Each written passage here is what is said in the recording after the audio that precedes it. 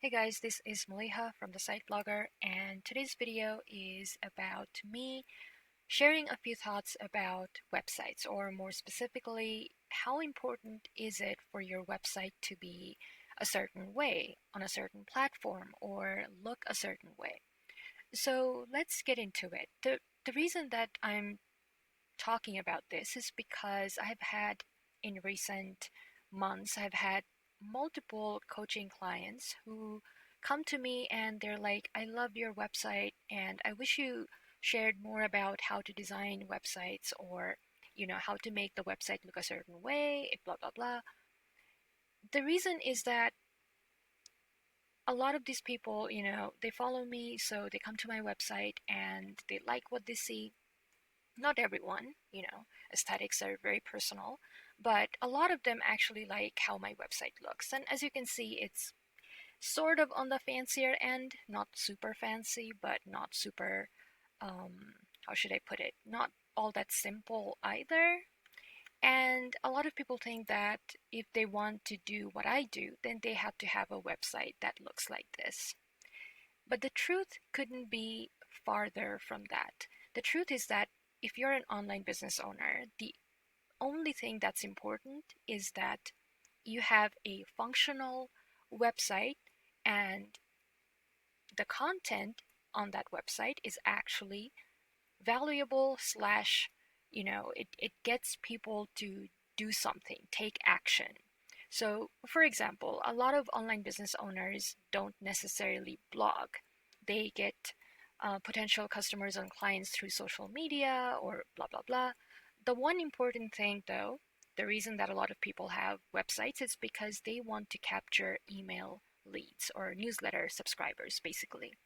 And for that, they set up their website, and having a domain name makes things easier and looks more professional on their um, business end. But as far as looks go,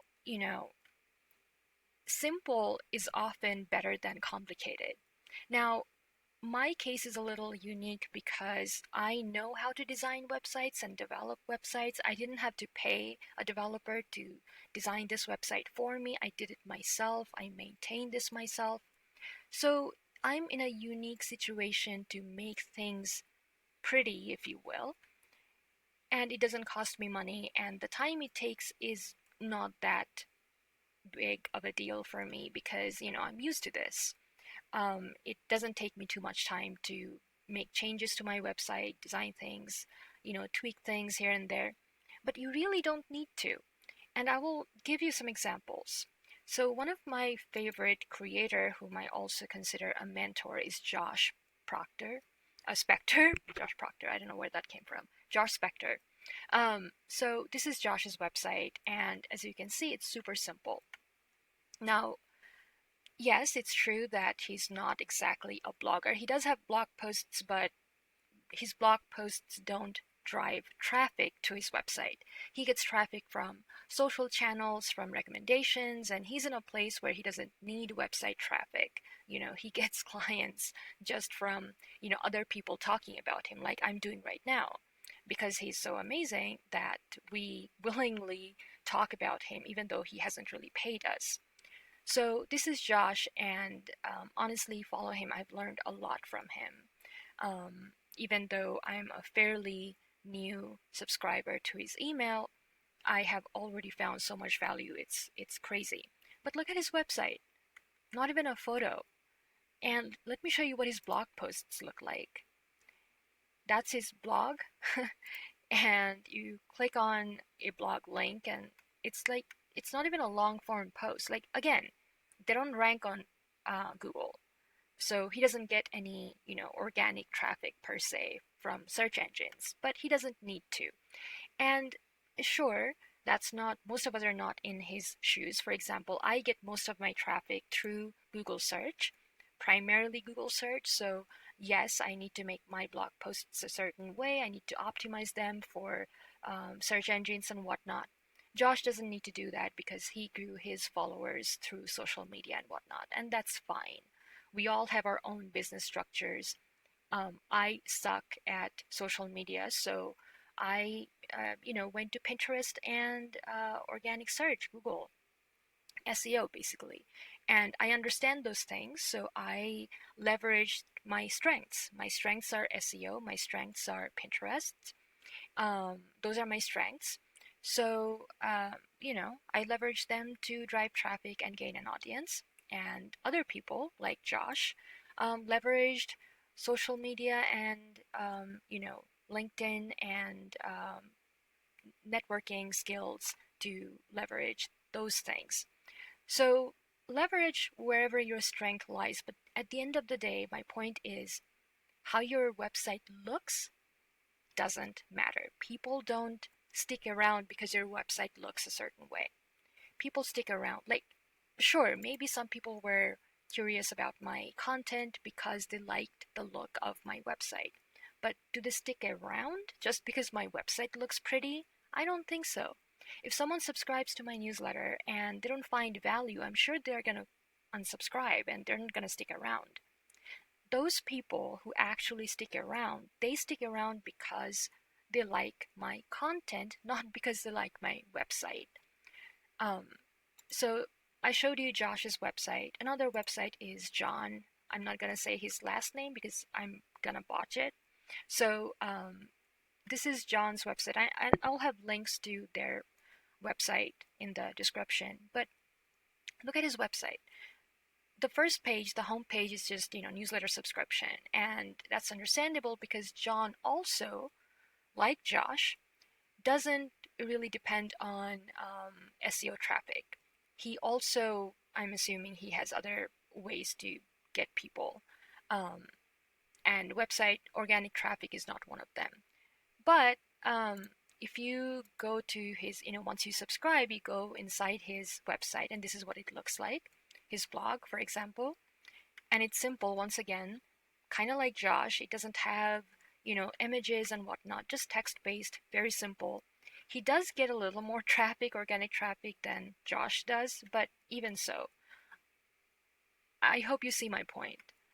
It's a simple website, doesn't matter, you know whether it's fancy or not. The other one, Customer Camp, on the other hand, is also um, in the same field, in the same niche. We are all content creators and we all teach how to, do something with content. But her website is super fancy, even fancier than mine. And does that make her business much more profitable than Josh or John? I have no idea. I don't know their, revenue or anything. But I do know that um, they're all pretty popular and they all make really good money with their online business. That's what I know. Now, some people, some of them may make more than others. That's possible, but they're all successful. And unless you're trying to look at the nitty gritty of things, it's not going to matter at the end of the day, you know? Um, Even if this person makes more than the other people that I've shown you, I can guarantee that it's not because their website looks fancier. I guarantee that. Also, the other thing is that my clients, the ones that I mentioned earlier, the ones who tell me that they wish their website looked a certain way, or they wish I taught them how to make websites look a certain way. The thing is that they're just starting out. They're fellow bloggers just starting out. And it's really not going to make a difference for them whether they have a fancy website or not. So that's the bottom line. I have a last website. This is Tim Denning. Now these guys, Josh Spector, and then John from Desert Kite, um, and then this person, Kathleen, I believe her name. Now I actually rank significantly better than Josh or John, for example. Another blogger, Tim Denning, outperforms me in terms of SEO traffic. So, in case you were wondering that, okay, maybe looking a certain way, a certain look for a website is important for driving SEO traffic because, like I said, John or Josh don't really drive SEO traffic much or organic search traffic. But Tim does. Tim outperforms me. But look at his website. Even his website is super simple. So the point is, no, it doesn't matter whether, your website looks fancy or not. As long as your content is good, you are going to, attract people, and you're going to be able to create an online business, a profitable online business, by offering value. Value is more important than aesthetics when it comes to websites. A good website doesn't depend on looking pretty. A good website depends on, a fast loading website, a website that doesn't take like seconds to load. It loads in less than a second. A good website is a website where it's easy to find things. So if you go to my blog post, you have, you can find things pretty quickly. Blog, it's on the website, it's on the homepage or on the navigation. Newsletter, it's right there. The important things are right there. Blog, newsletter, guides, the important guides that a lot of newbie bloggers need to pay attention to or read. Buy, so my shop, resources, learn, links to my courses, member login, for members. So it's really easy to navigate my website. I mean, you don't even have to scroll down. You just look at the navigation menu right here, and right away you find all the things you need, to get started. The same thing with Josh. His navigation is super simple to follow. Same thing with John's blog.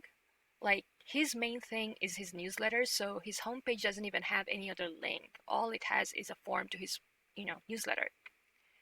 Customer Cam, the other fancy website that I showed you, it's also pretty easy to, navigate. Newsletter, podcast, blog, advertise, it's all there.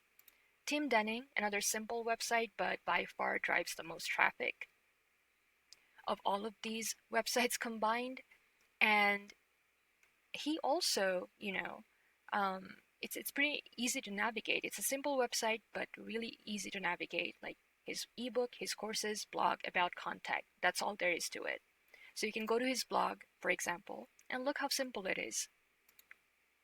There's nothing fancy going on here. Just a very simple website, mostly text, minimal images, a link to his book, and that's it. So my point is, yes, on my website, I give recommendations. Like, I recommend that you start your blog with website. I recommend that you go with a self-hosted WordPress and go with the SiteGround, hosting company, and you do your email marketing with ConvertKit, blah, blah, blah. I have my recommendations so that people who are just starting out, if they don't know where to start, they have the things that I personally use. But let's say that someone doesn't like WordPress and they want to start their website with, I don't know, Squarespace.